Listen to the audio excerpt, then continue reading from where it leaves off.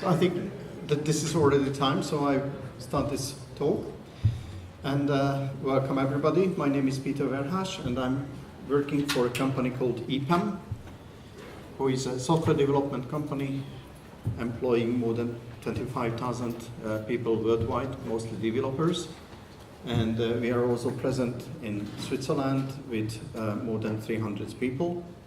And in this talk, I will compare Golang and Java. And there was already a presentation in the morning about a very similar topic.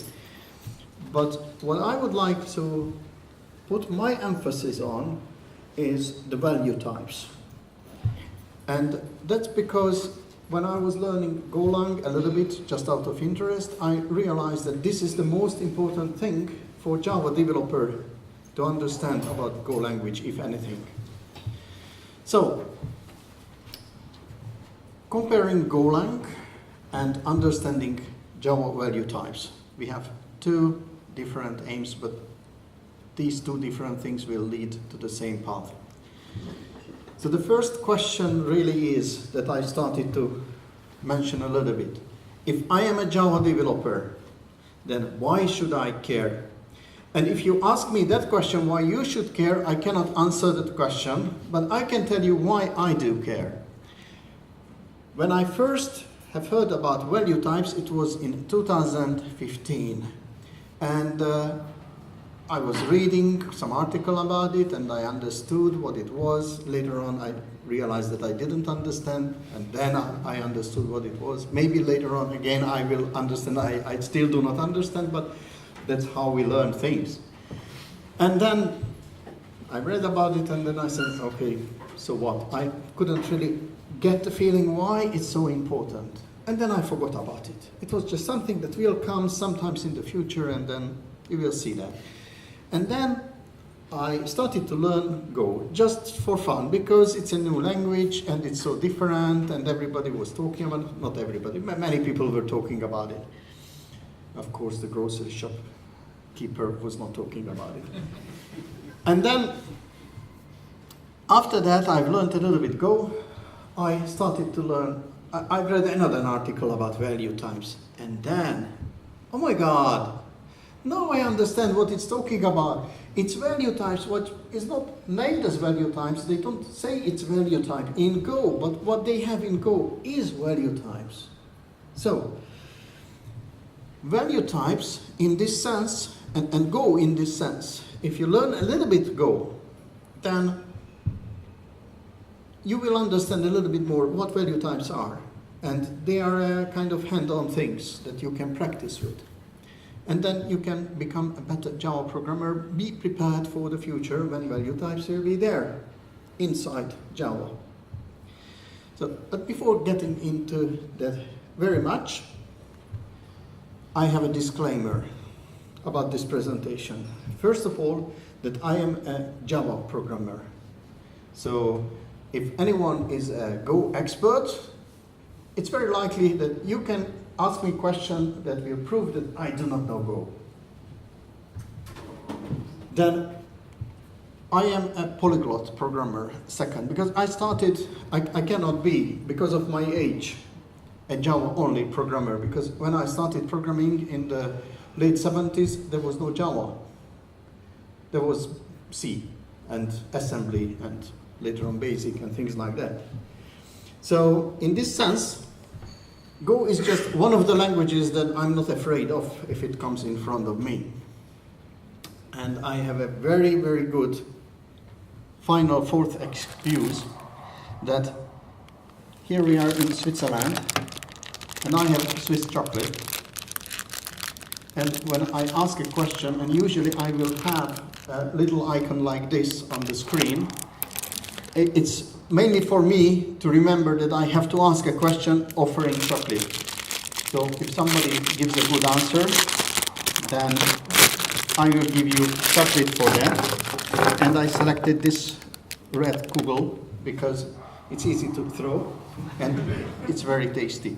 At least according to my wife and kids, because I don't eat myself chocolate for health reasons. I mean, it's healthy to eat chocolate, just my health is a little bit already different. I shouldn't eat. You should. Okay. So, the first question, and this is for chocolate already.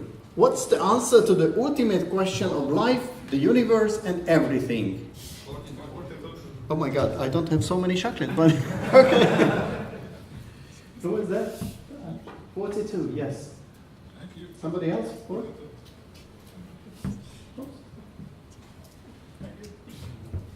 It's always fun throwing chocolate. If I'm lucky, I can hit you and cause pain. Okay, next question. Was ist die Antwort nach dem Leben, dem Universum und dem ganzen Rest? 42, ja.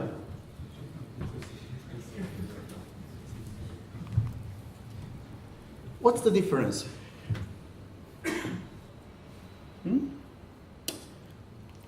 Why is it this way or that way?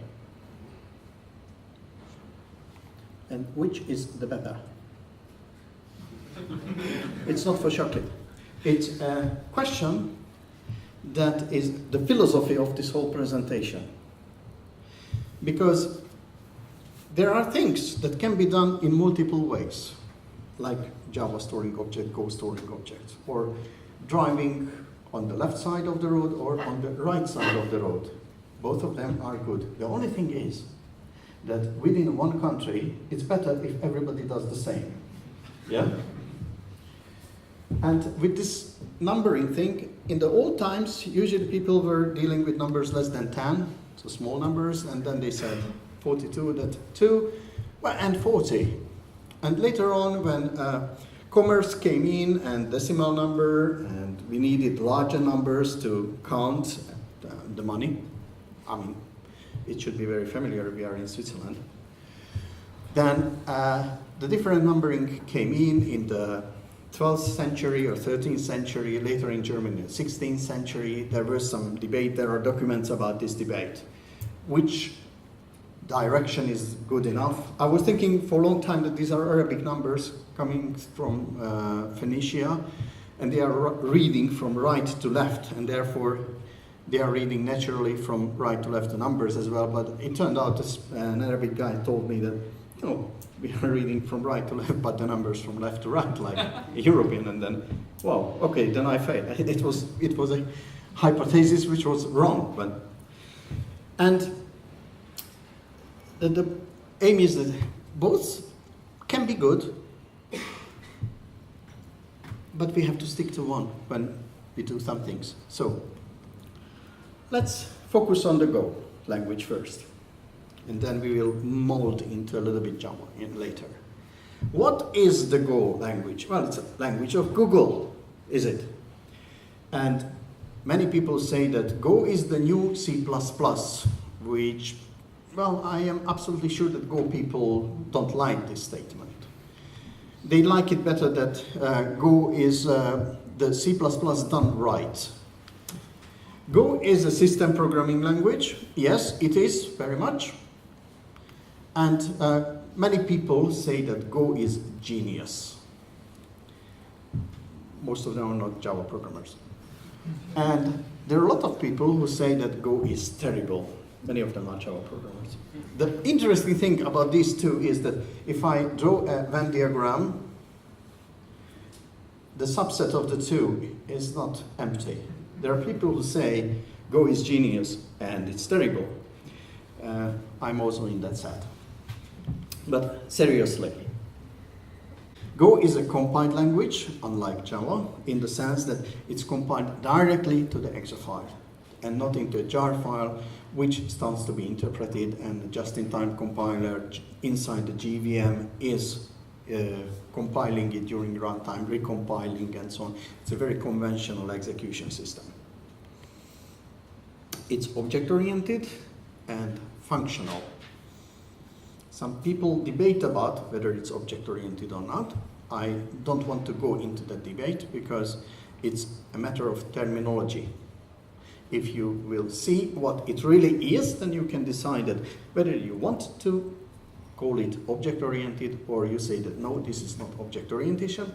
I don't care, it is what it is. I will say that it's kind of object orientation. There is a garbage collector, but it's not a real garbage collector. And there is also a debate about that, whether it's what it really is.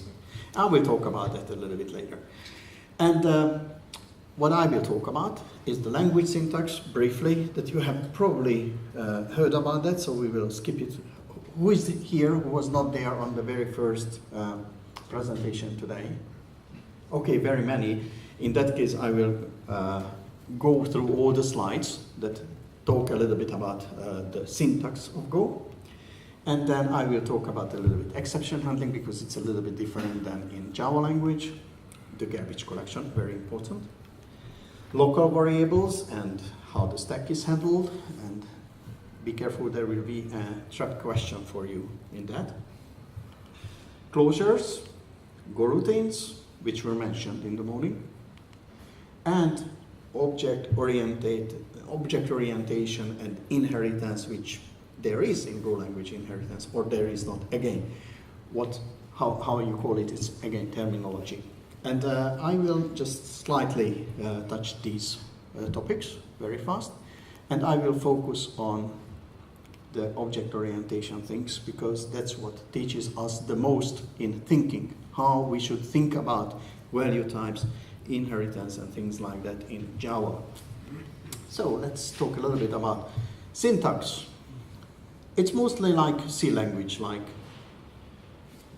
we know a lot of languages that are C-like in syntax, like Java, C#, Perl, Python. No, Python not really. But actually, Go syntax philosophy says that if I see something like this, then there are a lot of extra characters that we don't need. Which are the superfluous characters? The parentheses. So actually, if I require that there should be brace enclosing the block, code block after the if, then I don't need the parentheses around the conditional expression. And very many times, Go language says that let's get rid of these extra noise characters. The less character, the readable the code is. And for people who have learned C language, Java, things like that, at first it's strange, but then you get used to it, and then it's really just less typing, less characters, less mistake to misread it. So for example, if we look at this example, then we can see that if 42 equals Z, then we print that the answer is 42, else we print out the answer is whatever Z is. Not too meaningful, but yeah, okay. It's just a silly example. Then we can define variables with a var keyword, which may be very familiar for you. It's the same as in Java, is it? Var keyword? Yes? No? Since 11, yes, of course. And but this kind of type declaration is not Java-like, because the type is after the name of the variable. What language was it? Or is it? Does anyone know? Sorry? Pascal, yes. Okay. But there is an extra character which is garbage. Yes? Let's get rid of that. But for a moment, let's just not throw it away. We may need it later on. So we can have var, variable name, type, and we can assign to it a value as an expression. But if I have an expression, then what can I know during runtime about this expression? The value. And during compile time, the type. Then why should I write the type? I don't need to write the type. And because this is so frequent, And so many times we are declaring a variable and assigning to it a value, because if we don't assign a value to a variable, then why do we define it at all? I mean, it's just undefined. Well, yes, if it's a mutable variable inside a loop and things like that, okay, sometimes we need that, but most of the times we just declare a variable and assign a value as an expression to it immediately. And it's so frequent, then probably we could use, instead of the var keyword, just one character. And then we can have that column equal again, and then it's the same as var variable name expression, equals expression. This is very much like Pascal again. We didn't like Pascal because we were force-fed Pascal in the university when we wanted to learn C, but they were still teaching us Pascal. But so I have a feeling against Pascal, and some people have, but we should overcome that.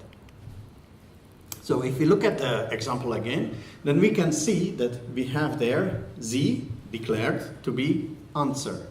So what we will really see on the screen running this program is that the answer is answer.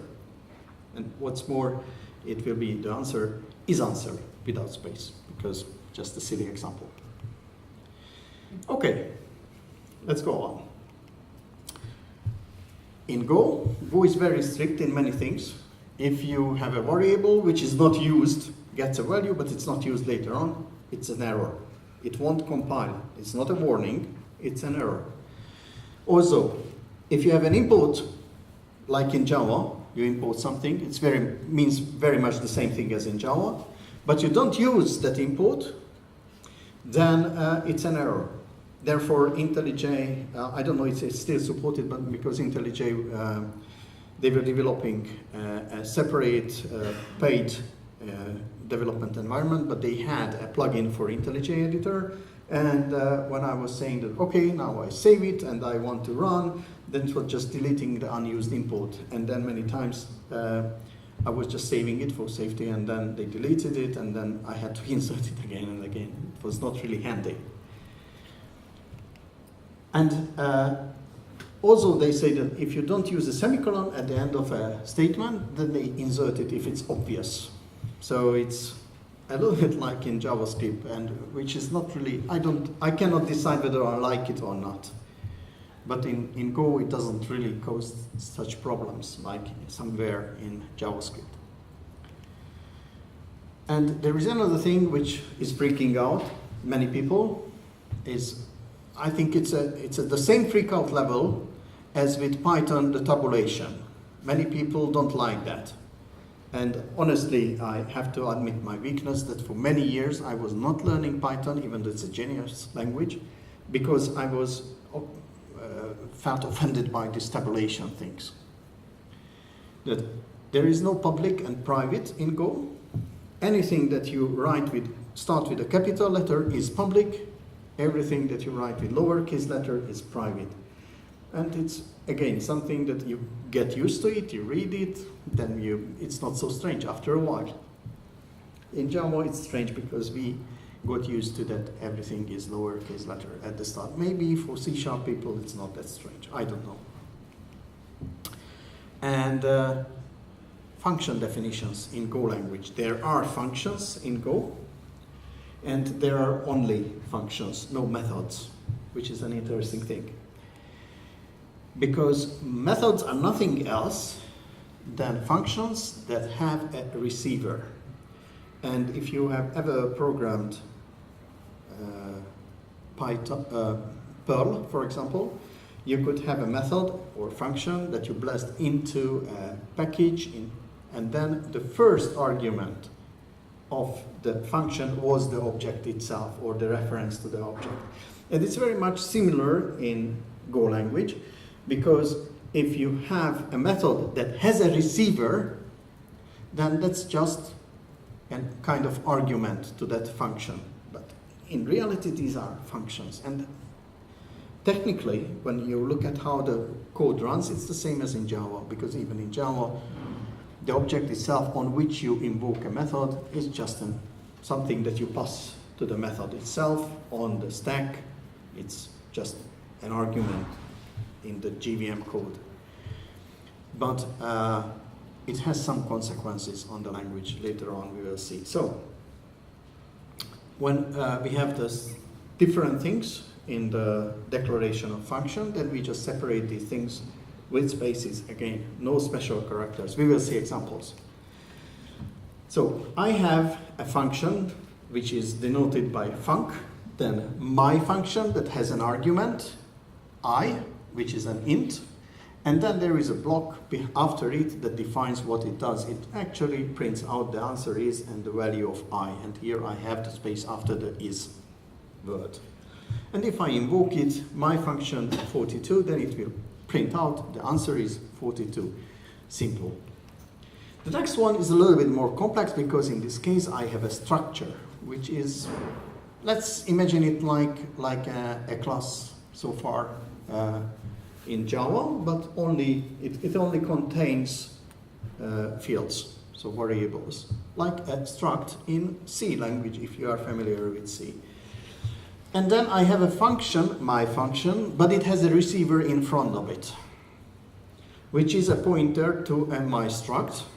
The star in front of my struct means that it's a pointer, like in C language, except that it's written in front of the type and not in front of the variable, but okay. And then it prints that the answer is and takes the value from the receiver, from the field I. And if I create an instance of this struct, then it will just print out the answer is 42.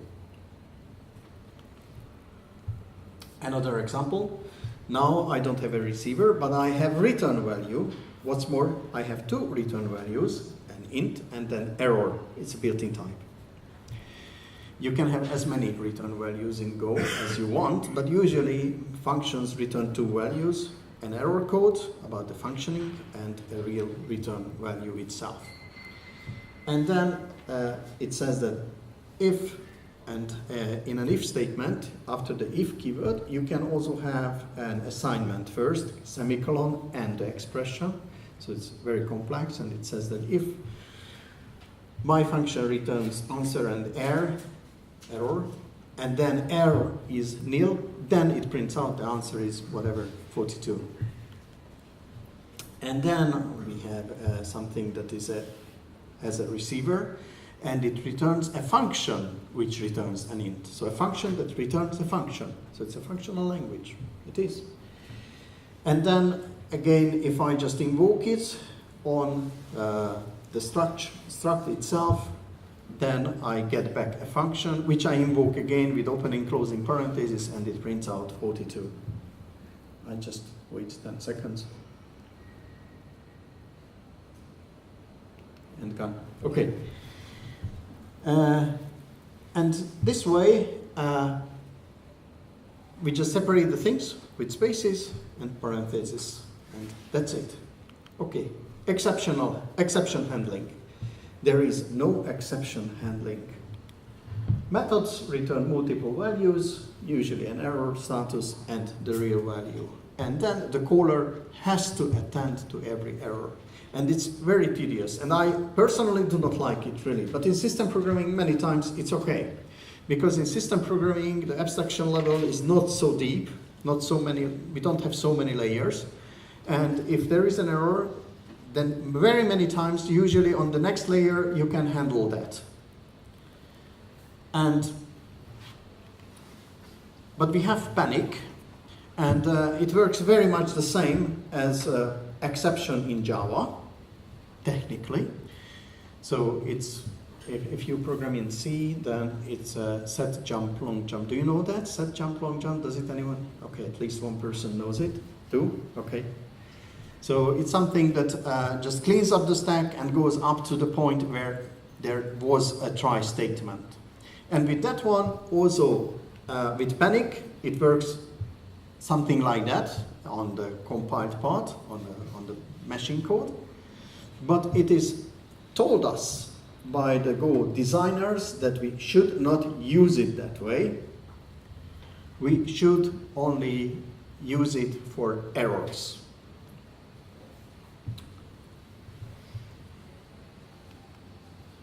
And we have a differ statement, which is very much like finally in Java. The only difference is, which I like, that the differ is right after the thing where the opening thing is. Usually, what do we do in finally? We close resources. So Go says that I open a file. If there is an error, then I just log, throw a panic, whatever.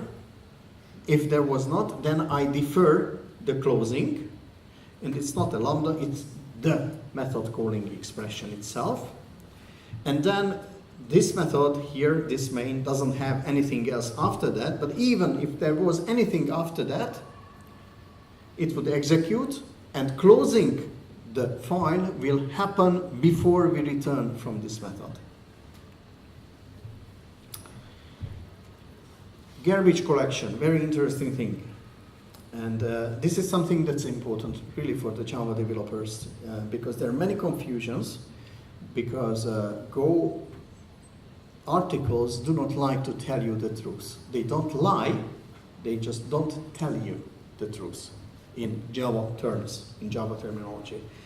Because if you are a developer who just doesn't want to explicitly free the memory, then there is Java, then there is garbage collection. If you are a Java developer, hardcore GVM guy who knows all the nice bits of garbage collection, then you will realize that this is not a garbage collection because there is no compacting. And the reason for that is how objects are managed and how Go is attending to using pointers and not references. Actually, has anyone ever programmed Java native interface and programmed anything in C language that works with Java? Yeah? A little bit. Okay. When you write a C code and you link it with the Java runtime and you want to manipulate some object which is living in the heap, you cannot access that directly from the C code, so you don't get a pointer to that object. And the reason for that is that if the object, if there is a garbage collection and the object is moved, then the pointer should also be changed because it should point to somewhere else and not the original place. And because of that, the access from the native code to the Java objects is very complex and slow. And Go said that we don't want that. Go and C is integrated seamlessly, and whenever there is an object and there is a C code which is linked to the Go program, and the C program has a pointer to the object, then it has a pointer to the object. But at this very moment, the Go garbage collector shouldn't move any object in the garbage collection in the heap, because if it's moved, then it doesn't know where are the pointers that point to this memory location. So there is no compacting. And also, this is the reason why Go garbage collection is so fast, because it doesn't do its job. You know, of course it's fast, because it doesn't do the real thing, the compacting. So don't be surprised if you see a microservice which runs in an operational commercial environment written in Go, and then they said that you have to restart it every week. Yeah, maybe because the memory gets segmented. But usually it's a trade-off, and it's okay to restart that because it starts up very fast. There is no warm-up period like in Java. It just starts up again and then it runs, so no problem. And then the latency for garbage collection is very low. Is it bad? Is it good? It's a design choice. I don't say that it's superior or inferior to Java garbage collection. It's just something totally different. It doesn't do compacting. Local variables and the stack. Again, very interesting thing. What happens if you return a pointer to a local variable in C. And there is the icon, so there is the shortcut.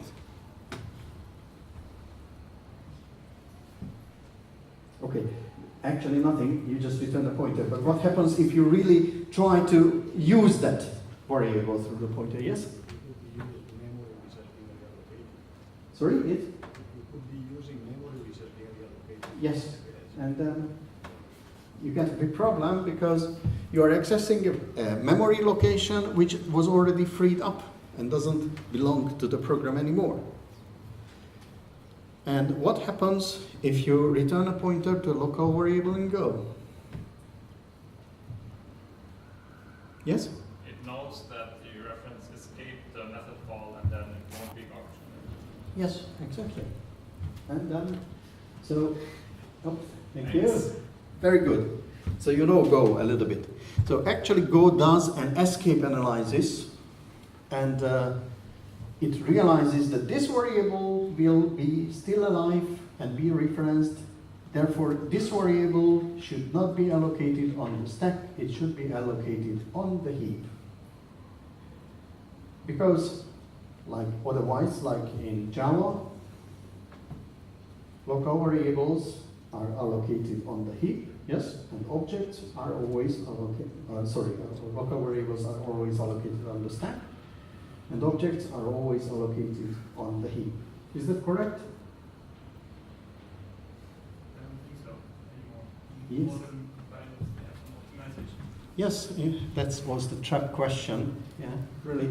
Java 8 also has escape analysis, and if you have an object which is not too big and it doesn't escape, it's just the other way around. It realizes, Go realizes if something escapes and puts it on the heap. Java says that if something doesn't escape and is small enough, then it stores it on the stack. Since Java 8, it saves up a little bit garbage collection.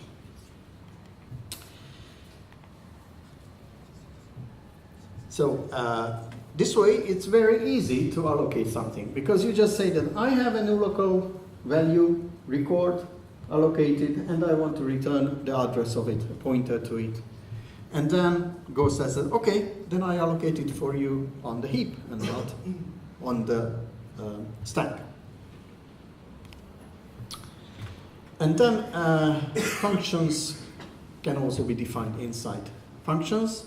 And when you define a function inside a function, then everything else that's around it becomes the part of the closure.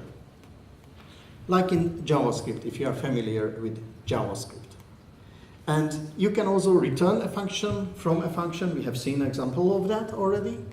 And then what you will have is actually a closure, like here a counter factory that starts, in this case, with 13. And then it will print out 14, 15, and 16.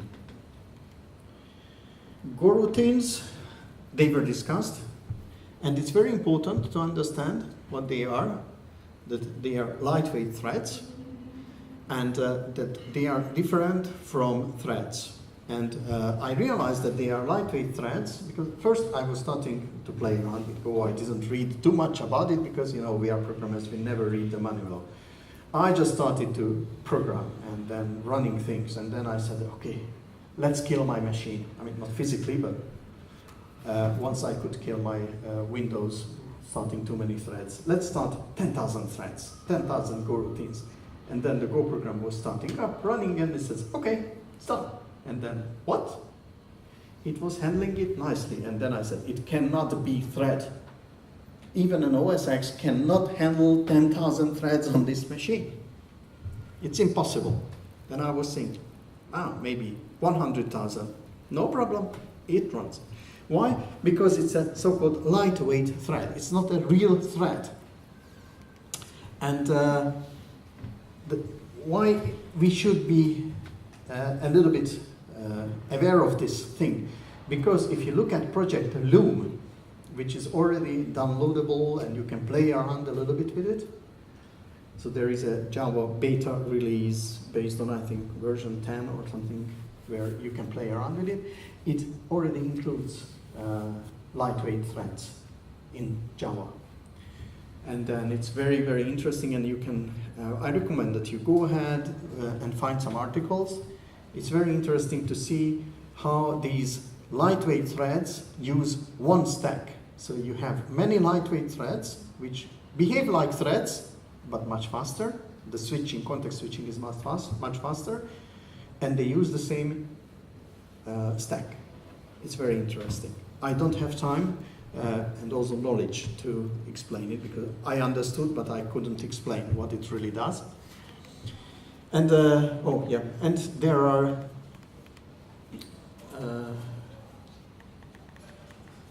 there is a FIFO channel with a first in, first out object that you can use to communicate between the different coroutines. But then again, the important thing is the objects. That's what I want to really, really much focus on. So, the first of all, there is an interface in Go, but this is something totally different than in Java. So if you start to learn Go, and if you haven't already yet, then I would like to help you and save you 2 days. Maybe less if you are flexible and not so old and like I am, because I was very much, it was very difficult for me to get rid of what I was thinking about Java. It took me 2 days to understand that Go interface is not an interface as we know it in Java. So when you start to learn Go, whenever you see in the book written interface, think about something else. Think a different word. Think about that it's abracadabra, not interface. Then it will be easier for you to understand. You will see why. I explain. There is no implements keyword for interface. When there is a struct and there are functions, a set of functions that accept this type of struct as a target, or what was the terminology? I forgot, sorry. As a receiver, sorry, yes. Even the receiver itself as a terminology was already introduced in Java 8 for special cases, but I shouldn't forget it. So, if this struct essentially implements this interface, but then again Go says that, okay, it's there during runtime. Why should I require the programmer to write that it implements if it implements already? It's something like similar what we have in Ruby. That there is a similar concept there as well. And also when you have a struct, you cannot extend another struct. So that's why people say that there is no inheritance. And, well, there is no inheritance in that sense. But a struct can contain other structs. And then, if there is a method which accepts a struct, a type, as a receiver, and we give it a different struct type when we invoke it as a receiver, but that one contains the type that it wants, then the compiler will automatically know that we want to invoke it not on the original one, because it cannot deal with the original one, but the one that it contains inside. So it's a delegation in this sense.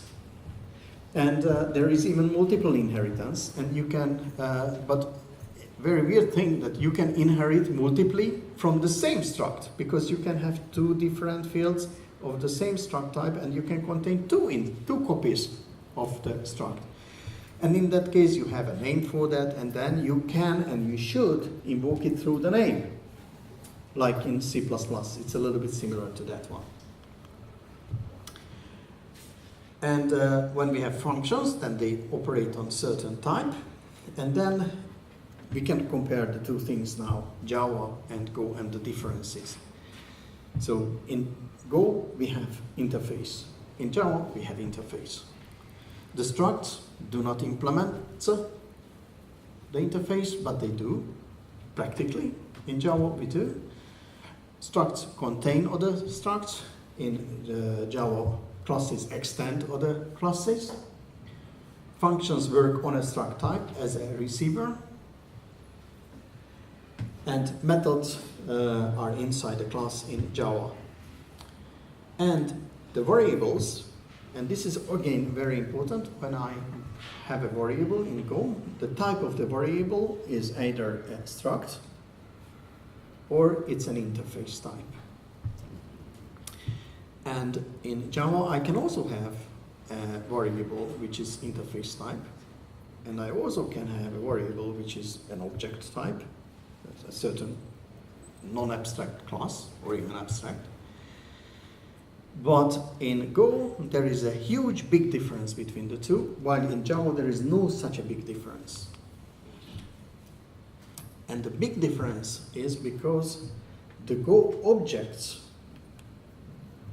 if ever we call them objects, are headless.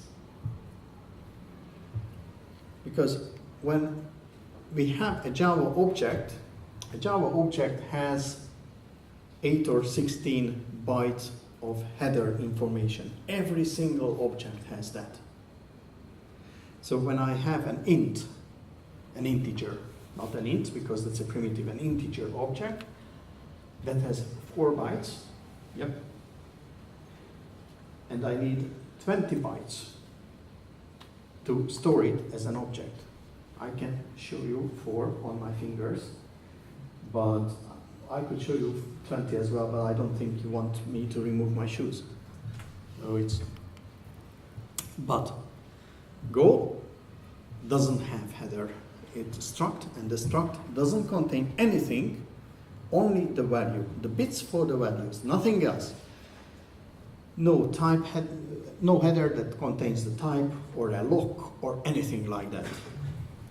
When we have an array in Java of objects, then the array contains the references to the object instances.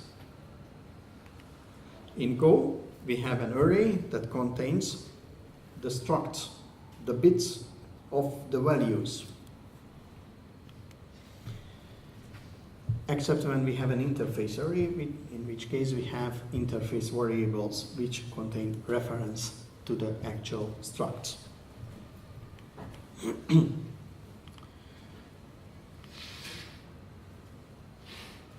And the variables themselves of struct type contain the value, and if I have a pointer type variable, then it contains a reference, but a pointer also doesn't have any header information. And if I have an interface, it's very, very important that the interface variable contains a type information, so it has a pointer to a memory part which describes the type itself, for example the size of it, and it has a pointer to the actual value. And because of that, and because the methods are not really methods in Go but functions, I have a very weird example in Go that will help you remember this thing, and this is the following. I have a variable which is an interface type because I declare that it should be an interface type my interface, which is defined on the line number 9 itself, the type. So it does not inherit the type from the right side, from the expression. And I assign a value to it which is nil, which is the same as null in Java. And it's a pointer to a my struct which implements this interface. And then I have this nil value, and I can invoke the method on this nil value, because even though the value itself is nil, the type is known. In Java, if you have a null pointer, the JVM doesn't know which object, which class it should invoke. If you have an interface variable in Go, then the Go compiler will sense that, okay, whatever type there is inside the variable stored, that class we have to invoke. And it will invoke, and it will print out the receiver is nil. then let's talk a little bit about Java value types, because that's the main reason why we are discussing all the things in 50 minutes already. That what are the value types in Java? The project Valhalla was started in 2014, and it's still running and it's advancing, and you can also download beta version from the project Valhalla site, and you can play around with it. It's very interesting. And we already have value types because byte, short, int, long, float, double, char, and boolean are essentially value types. Well, project Valhalla says that user-defined or programmer-defined value types are the goal. And the value types are not objects, they hold the value. And this is something very similar to the structs of Go language. So if we look at the Golang structure versus Java value type, then the interface is something like the object, except the object has an object header, and the interface variable has a reference to something which is an object header. It's not really the same, but it's philosophically very close to that. And the structs and the value types are those happy things that get rid of all the unnecessarily overhead of a header. They are just the bare values. And the question is, why do we need these? Why these are so important?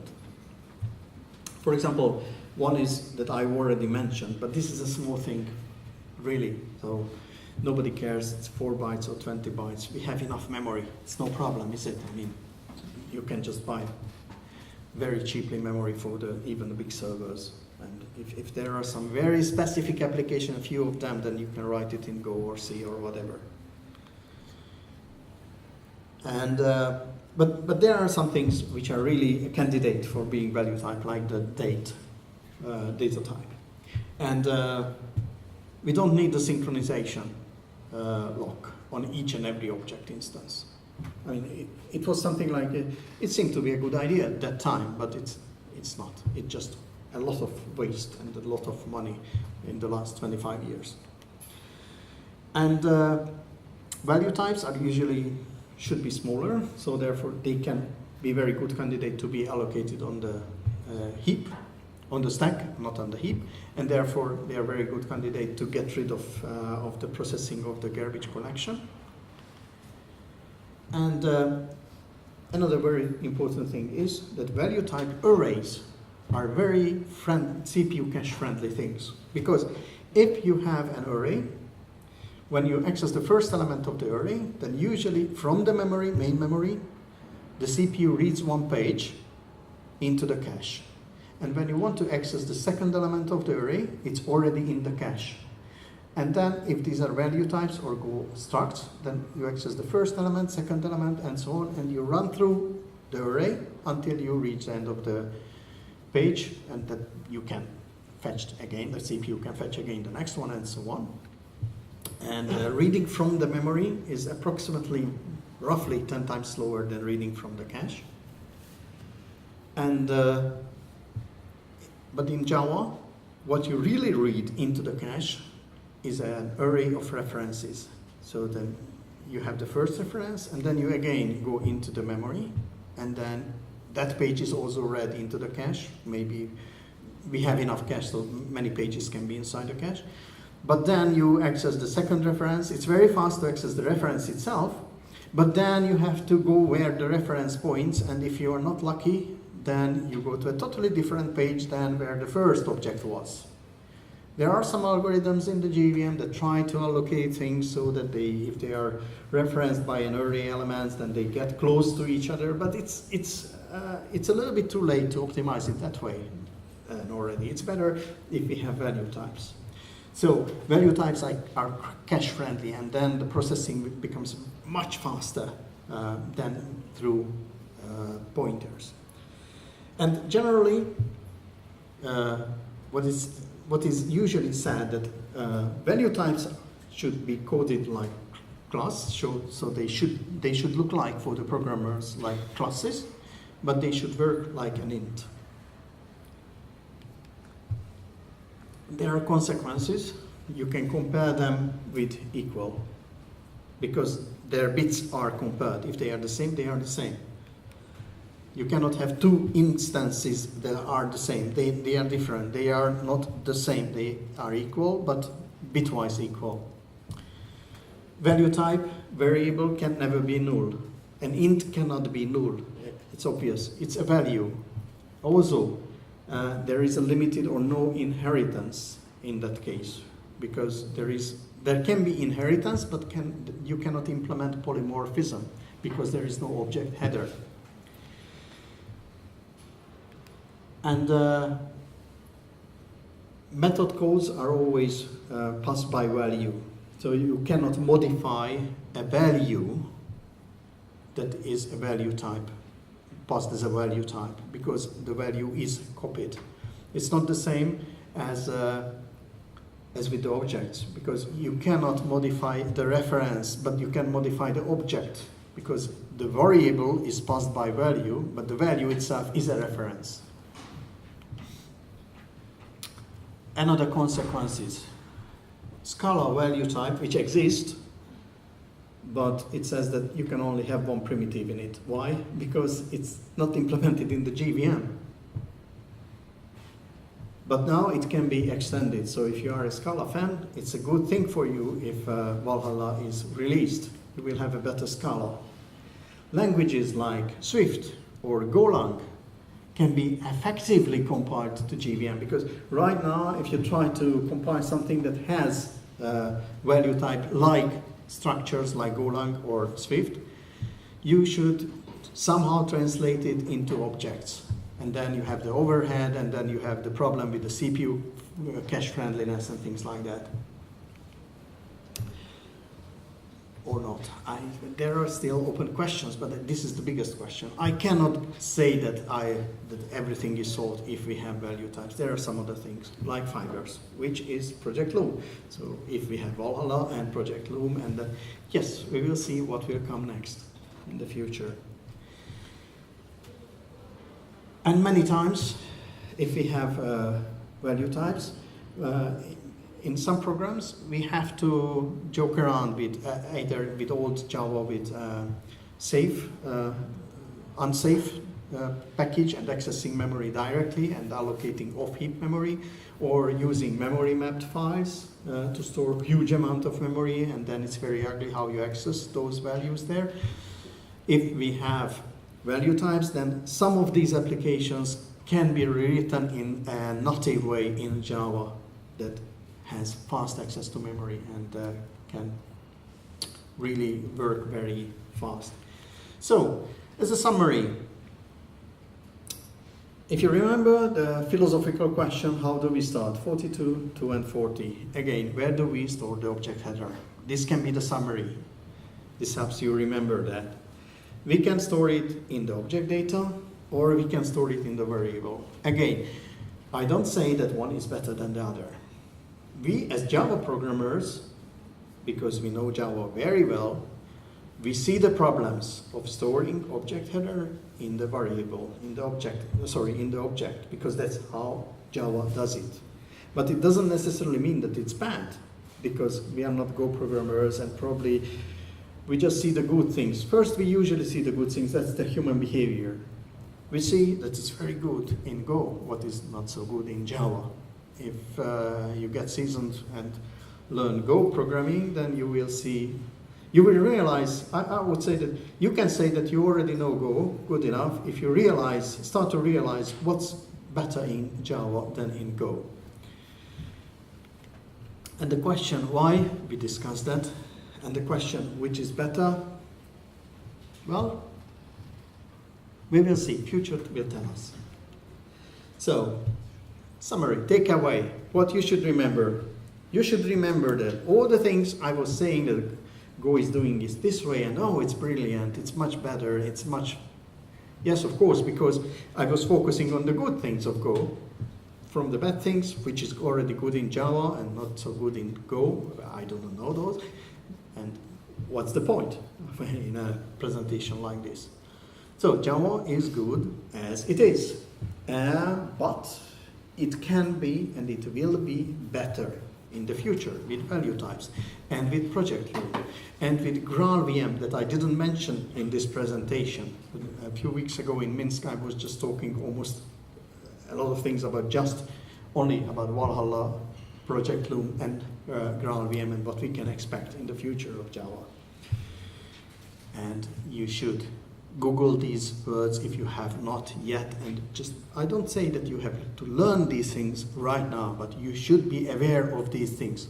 Project Loom, Valhalla, GraalVM, and maybe WebAssembly. These are the 4 keywords that Java developers today should be aware of, and read a little bit about that. And my opinion, and as we are Java developers, I would say that Java will always be better. And it's a matter of implementation, because it will always be better than Go, or better than anything else. That's okay. Or it will be always better and better by the time, which I still believe it will be, for at least for a long, long time. And if you are interested and you got the appetite based on this talk, then you can go ahead and go to play.golang.org, where you can just type in the Go program and then you click run, and then it runs and you can see the result and you can play and learn the language. And if you have any question, thank you very much.